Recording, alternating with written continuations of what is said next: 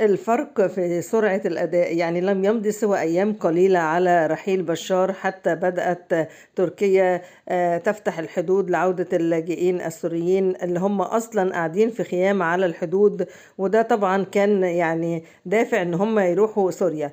رئيس الوزراء أو رئيس الحكومة المكلف من قبل الجولاني أعلن إن سوريا آمنة، وإن هم يعني بيدعوا السوريين للعودة إلى سوريا لبدء مرحلة جديدة.